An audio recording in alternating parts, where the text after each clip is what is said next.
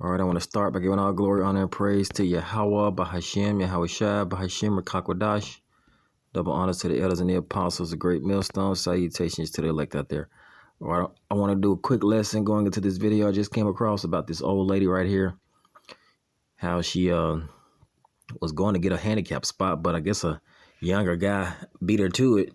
And then she waited and then, unalived the guy after she asked him, was he handicapped? She shot him and unalived him. But before I start the video, I'm going to start with this scripture right here, because she obviously was a spirit created for vengeance. Now, this is Ecclesiasticus 39:28. It says, let's see.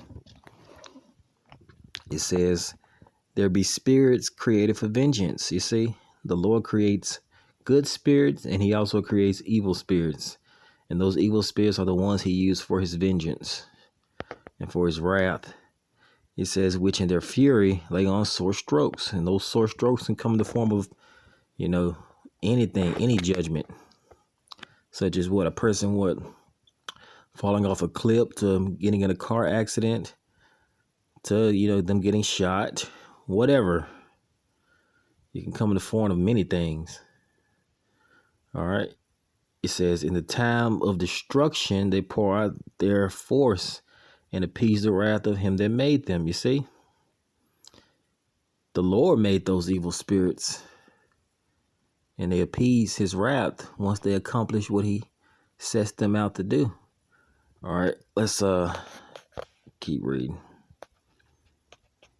This is next verse 20. Let's see, 29. It says, fire, hail, famine, and death. You see, fire, hail, famine, and death. All these were created for vengeance. It says, teeth of wild beast. It says, and the scorpions, serpents, and the sword, punishing the wicked to destruction. You see, so the Lord used those evil spirits to punish the wicked. It says, they rejoice in his commandment, what he tells them to do, and they shall be ready upon earth, you see, when need is, and when the time is come, they shall not transgress his word. You see, and that cuts that fallen angel doctrine. No angel in the heavenly realm where the Most High dwells disobeys him. All right, now let's play the video. Let's watch how this spirit of vengeance, worked, how it appeased the Lord's wrath. All right, let's play the video. This lady right here, Pauline Brown, I'm sure you will soon. She is a force to be reckoned with. And no cap, I'm thinking about putting some money on her books, because, yeah. So anyway, it was a fine Tuesday morning, probably a great day too. Pauline got hungry. She was like, shit, I think I want to go make my family some chitlins, some beans, some rice, gravy, all that good shebig. So boom, she elderly. Look at her. She like 70 years old. Anybody over the age of 60, they all handicapped, you feel me? So she was going on about her normal day. She finna whip into the handicapped parking lot, And mind you, she driving a minivan like what's on the cover of Kendrick Lamar album. What was that? Good kid? Yeah, good. Yeah, what he said. Now, boom. As Granny goes to pull into her handicap spot, because she is handicapped, this little pale-skinned brother and his little brother decides to cut Granny off, get into the parking spot that they don't even belong in. Now, you feel me? You see where they going. Granny like, what? I'm handicapped for real. I know these two white boys, they ain't even got no health problems, you feel me? I'm a 70-year-old woman. Like, you're supposed to leave that for me, you feel me? Now, not only did they cut this lady off in her good old little handicapped parking spot, they took 2 hours in the grocery store. What were you getting in Target for 2 whole hours? You a 19-year-old and an 8-year-old. How are you doing 2 hours worth of shopping? But anyway, besides the point. Now, during that 2 hours, Granny waiting on them. Yeah. Granny stalking her position. Posted up. What are you talking about? Now, they come out of the store. Granny has one simple question.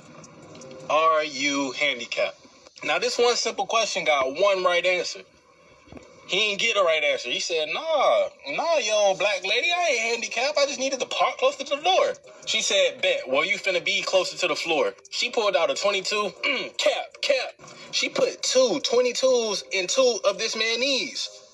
Both of them. She kneecapped this boy. Now, as he's screaming, trying to goddamn scramble, get back in the store, like, somebody call 911. 911 done pulled up. They in the parking lot. Is Granny pulling out of the parking lot? But Granny like, nah, I ain't even done here. Y'all done called the cops on me after you was in the wrong. So what Granny do? I'll give you some time to guess what Granny did.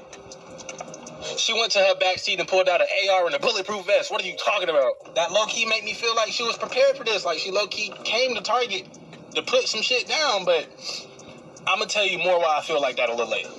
But boom, like I said, cops is pulling in, she pulling out. She like, nah, slam on brakes, hop out, pull an AR out the back seat, bulletproof vest. She shabigging with the police. And not only is she shabigging with the police, she put one down. She and hit one in the shoulder game. Like she came on some real Call of Duty-esque, like shorty came with a mission.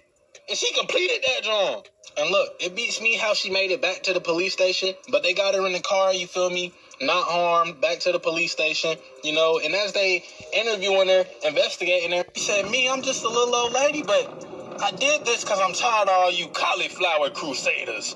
She turned into a black activist right there. She was like, I turned on the news and I saw Sonya Massey. So obviously I had to get back for Sonya. And so that's how you have Pauline Brown, you know? Shabigging 3 white men in a Target and downing 1. Living to tell the story, I guess. Well, shit, I'm telling the story, but hey, free Sonya. She innocent. She ain't do nothing wrong. That white boy, oh, fuck. I meant free Pauline. I'm so sorry. Long live Sonya, bruh. That was some fucked up shit. All right, and as you can see, that was a spirit created for vengeance. Let's get another video on it. Let me see if I can find another one. I guess he was trying to be a comedian. Let me tell you something. What? This is probably the craziest story you probably ever gonna hear in your lifetime. You know how you be in a rush trying to get in the store, so you just hurry up and park in the handicap spot real quick? Don't do that shit no more. A 70-year-old woman wasn't playing no games. 70-year-old Pauline Brown from Bloomfield Hills, Michigan, was furious after seeing a car with no handicap sticker parked in the handicap spot at a Target. So she waited for the owners to return to the car for 2 hours. When the owner returned to the car, it was a 19-year-old male with his 8-year-old brother. She asked the 19-year-old if he was handicapped. He said no. She pulled out a .22 caliber pistol. She shot his ass in the leg twice. And then looked at him and said, "You are not handicapped." The police came to the scene to arrest the 70-year-old woman, but she didn't go out like they expected her to. You think this an old school lady? She just gonna turn herself in, right? This lady ain't got to do it. She put on her John Wick. She put on a bulletproof vest, pulled out an AR-15, and she killed one of the cops and brutally injured the other cop. She continued shooting until she ran out of bullets in her AR-15. That's when she surrendered. And then they asked her why she did it. And she said she was upset with the recent Sonya Massey story that's going on and wanted to show them people what it felt like. The police later identified the 70-year-old woman as a retired Marine, specially trained for combat. Granny wasn't playing no goddamn games.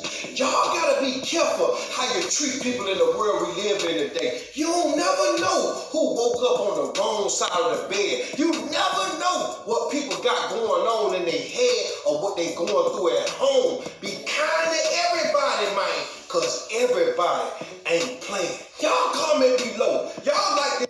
But as you can see, that was a spirit created for vengeance. Let's end with this scripture right here. Let's see. See, every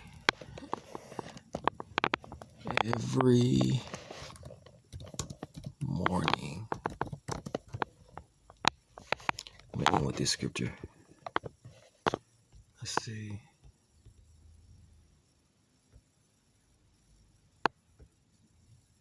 Let's see.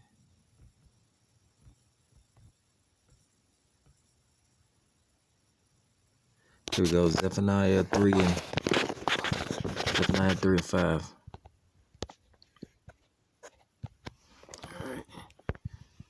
It says, Zephaniah 3 and 5, it says, the just Lord is in the midst thereof. It says, he will not do iniquity. Every morning he bring his judgment to light. He fail it not, but the unjust know it no shame. You see, the Lord doesn't fail when he sent out those spirits created for vengeance. They always complete their mission to appease the Lord's wrath, you see. But the unjust, they don't know any shame. They don't want to return. They don't want to, stop doing what they're doing. Thus, the Lord is going to send evil spirits to those that do wickedly.